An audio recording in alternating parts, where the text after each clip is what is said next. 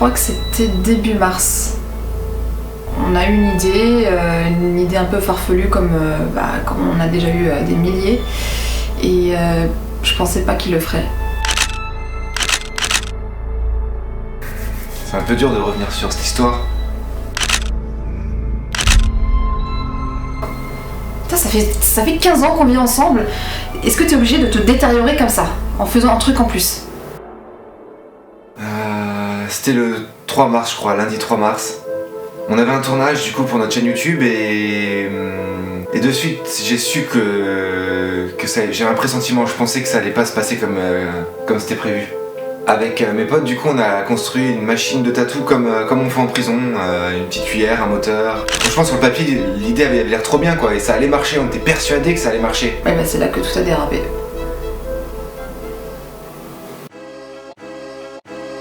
Salut tout le monde! Aujourd'hui, on est là parce qu'on a été invité par la clinique STA. STA, c'est quoi? C'est une clinique de détatouage, entre autres, ils font du laser, et nous ont conviés à une grande soirée d'inauguration de leur nouveau laser Pico. Du coup, on va découvrir ça. Je pense que je vais y passer. Je pense que tu vas y passer. Je suis le docteur Igal Resplendi, je suis médecin esthétique et je travaille sur le centre STA à Anglette, sur la place Kintaou. J'ai une plateforme laser à ma disposition pour tout ce qui est épilation, traitement du pigment, traitement vasculaire, des cicatrices et ce qui nous intéresse le plus aujourd'hui, des tatouages. Donc, le laser, faut le voir comme une énergie lumineuse.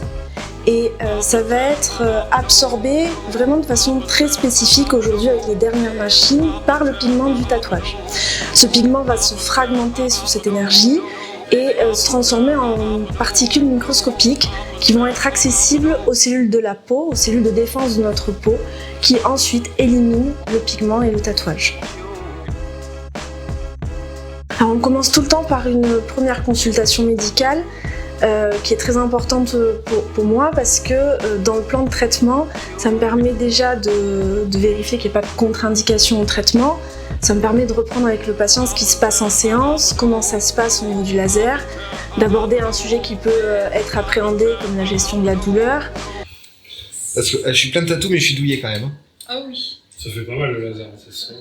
Alors pourquoi elle met une crème anesthésiante? Et surtout de pouvoir faire un devis personnalisé. En fait, chaque patient va être unique, chaque tatouage va être unique, et donc c'est vrai que cette consultation peut permettre de poser les bases. Alors, la douleur, si vous voulez, elle va aujourd'hui être maîtrisée par l'application d'une crème anesthésiante qu'on vient appliquer sur la peau 1 heure avant le geste. Cette crème est retirée au moment de la séance et pour amener encore plus de confort, je vais détatouer avec un système de refroidissement permanent de la peau. Au niveau des devis, du nombre de séances, on va être sur des moyennes. On est à peu près sur 6-8 séances pour réaliser un détatouage et c'est un facteur que l'on pondère. Il y a un élément qui est crucial, c'est le tatouage même, puisque ce nombre va dépendre de la concentration du tatouage et de sa profondeur. Donc on va personnaliser le devis et finalement, même si aujourd'hui on sait qu'avec les derniers lasers, on est sur un nombre de séances plus petit, puisqu'on a une action plus forte directement sur l'encre, on pondère parce qu'on ne peut pas se prononcer définitivement sur un nombre.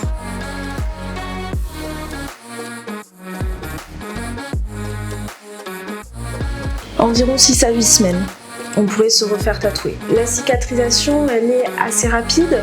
On est déjà dans les post-actes, à quelques jours du détatouage. Certains patients ont déjà une peau normalisée. Macroscopiquement, elle sera normalisée. Dans tous les cas, on ne fait rien dans le mois qui suit, ça c'est certain.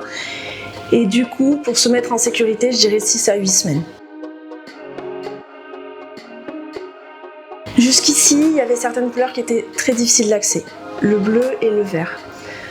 Aujourd'hui, les derniers lasers, les Pico et notamment le Pico Way, peut permettre d'atteindre toutes ces longueurs d'onde-là et même carrément aujourd'hui de les effacer sur le bleu et le vert qui étaient si difficiles d'accès. Donc on a une efficacité sur les tatouages qui sont monochromes ou polychromes. Après une séance, du coup, le patient va sortir avec un pansement. C'est surtout pour éviter les phénomènes de frottement sur une peau qui vient d'être traitée. Et ensuite, ça va dépendre de sa peau. Si on voit qu'en post-séance, on a pas mal de pétéchis, c'est comme des petits points de sang qui sont normaux en post-détatouage, là, on peut penser que les pansements vont durer entre quelques jours et une semaine. Après, ça évolue tranquillement et à 48-72 heures, s'il n'y a rien de particulier, on continue quand même de mettre de la crème cicatrisante pour finir les processus de cicatrisation. Les anciennes générations de lasers, de détatouage qui fonctionnent, sont aujourd'hui remplacées par ces nouvelles générations. Il faut voir ça comme un laser qui va délivrer l'énergie de façon 1000 fois plus rapide. Donc c'est pour ça qu'on est plus sélectif sur l'encre et on va moins chauffer la peau. On est sur un phénomène autrefois qu'on appelait photothermique et aujourd'hui photoacoustique. Donc on chauffe moins la peau et du coup on a moins de risque de cicatrice. On reste sur du laser, on reste sur un procédé médical donc puissant. C'est un risque qui existe, mais sur ces lasers-là, il est vraiment minime.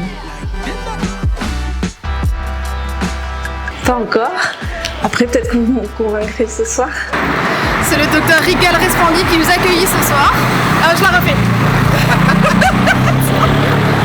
C'est le docteur Rigal Resplendi qui nous accueille ce soir pour faire une démonstration du laser Picoway.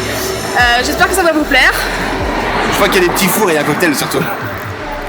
Allez, à toutes. C'est nul.